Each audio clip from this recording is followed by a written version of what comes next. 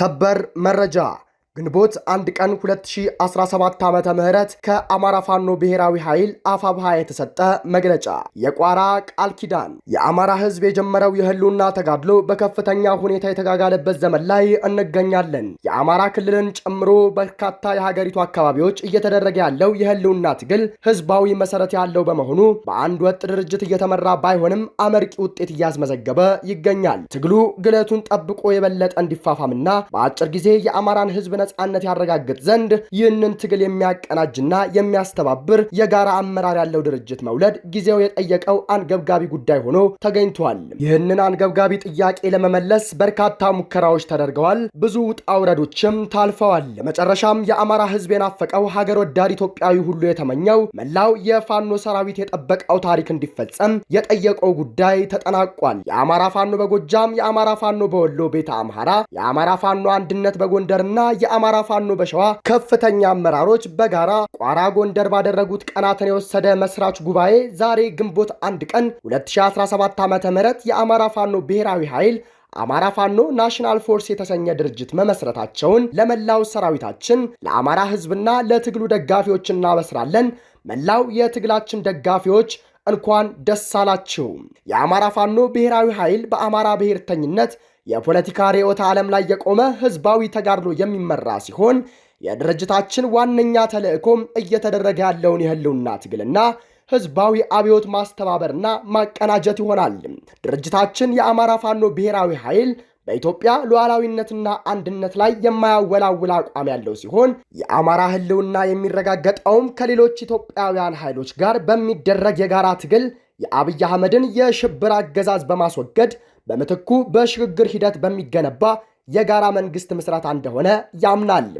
ድርጅታችን የአማራ ህዝብ ተጋድሎ የህልውና ተጋድሎ ነው ስንል ህልውናችንን የተፈታተነውን መዋቅርና ትርክት መለወጥ እንደሆነ በጽኑ እንደማመናችን መጠን የወልቃይት ጠለምትና ራያን ጨምሮ በሁሉም የሀገራችን አካባቢ ያለ ወሰን የማንነትና የራስን በራስ የማስተዳደር ጥያቄ ለማስመለስ እንደሆነ እናረጋግጣለን። መዋቅራዊ ጥቃትን መቀልበስና ለአማራ ህዝብ ማህበራዊ ፍትህን የሚያሰፍን ስርዓተ መንግስት መፍጠር ታሳቢ ያደረገውን ትግል የሚመራ ማዕከላዊ አመራር መፈጠሩ የህልውና ትግል እያደረገ ላለው ህዝብ ተጨማሪ አቅም ነው። ድርጅታችን በሙሉ አቅሙ ትግሉ እንዲመራ የሁሉም ባለድርሻ አካል ድጋፍ ይፈለጋል።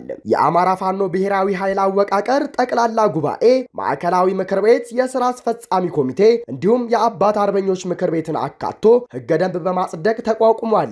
የአባት አርበኞች ምክር ቤትን አርበኛ መሳፍንት ተስፋ እንዲመሩት መስራች ድርጅቱ ተስማምቷል። የድርጅቱን አመራር በተመለከተ የመስራች ድርጅቶችን አባላትና ሰራዊት ለማዋሃድ ጊዜ በማስፈለጉ የድርጅቱን አመራር በመዋቅር ሂደት የመስራች ድርጅቶችን አመራርና አባላትን ተሳትፎ ከፍ ለማድረግ ሲባል የትጥቅ ትግሉ ከሚደረግበት የቀጠና ስፋት አንጻር የጋራ አመራር በማስፈለጉ እንዲሁም ሌሎች በኢትዮጵያ ውስጥ ያሉ የፋኖ አደረጃጀቶች የድርጅቱ አካል የሚሆንበትን እድል ለመፍጠር ሲባል ድርጅቱ በማዕከላዊ ኮማንድ እንዲመራ ተወስኗል።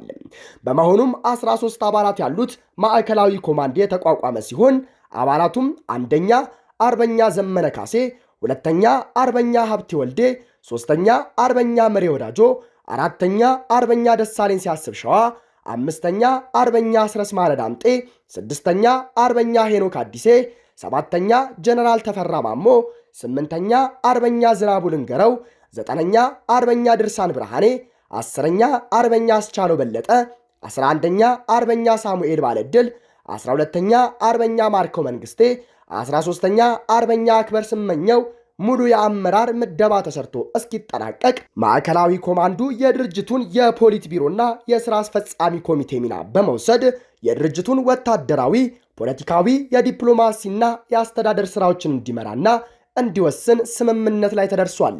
ለመላው የአማራ ህዝብ፣ ለመላው የፋኖ አባላትና አመራሮች በድጋሜ እንኳን ደስ አላችሁ እያለን የሚመለከተውን ጥሪ እናስተላልፋለን። ለመላው የአማራ ህዝብ አሁን የአማራ ፋኖ ትግል ወታደራዊ አቅም፣ ፖለቲካዊ ልምድና ሁሉን አቀፍ አቅም ወደ አንድነት ቋት ተሰባስበው ጠላትን የሚያንኮታኩቱበት ወርቃማ ዘመን ላይ ደርሰናል።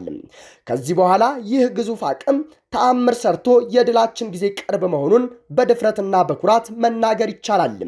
ይህ እውን ይሆን ዘንድ መላው ህዝብ በብሔራዊ ኃይሉ ሰብሳቢነት የሚመራውን ተጋድሎ በማንኛውም መልኩ በመደገፍ ከጎናችን እንዲቆም ጥሪ እናስተላልፋለን።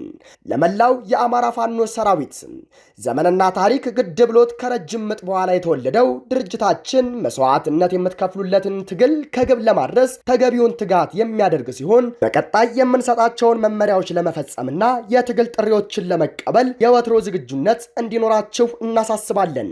ለአክቲቪስቶች፣ ጋዜጠኞችና ትግሉን ለምትደግፉ የሚዲያ አካላት ውድ እህትና ወንድሞቻችን ከመነሻው የአንድ መከረኛ ህዝብ ልጆች ነን። የአንድ አፈር አፈሮች ነን። እኩል የትግሉ ባለቤቶችም ነን። ይህን እንገነዘባለን።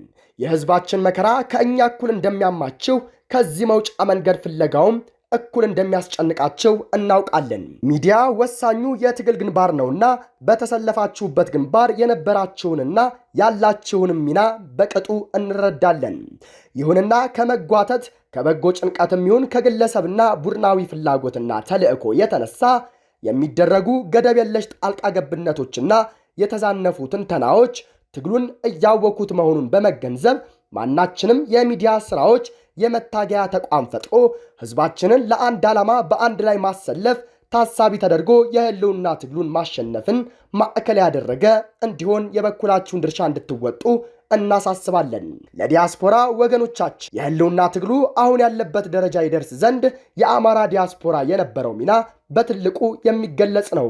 ሆኖም ወጥ የሆነ የዲያስፖራ አደረጃጀት አለመኖሩና ተመሳሳይ ግብና ዓላማ የሌለ በሚመስል ደረጃ ያሉ የእርስ በርስ ንትርኮች በዲያስፖራው ብቻ ሳይሆን በፋኖ አደረጃጀቶች ላይ ያለው አሉታዊ ተጽዕኖ በቀላሉ የሚገለጽ አይደለም። በመሆኑም የዲያስፖራው ማህበረሰብ በአንድነት እንዲደራጅና ትግሉን እንዲደግፍ ጥሪ እያደረግን በዚህ ረገድ ድርጅቱ የሚወስደውን ኃላፊነት ወስዶ ወደ ተግባር እንደሚገባም እናሳውቃለን።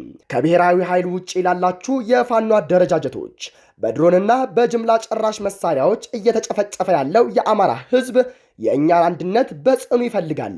ሁሉም አፈሙዞች ወደ አንደኛ ጠላት ብቻ መነጣጠር እንዳለባቸው የአማራ ፋኖ ብሔራዊ ኃይል ያምናል።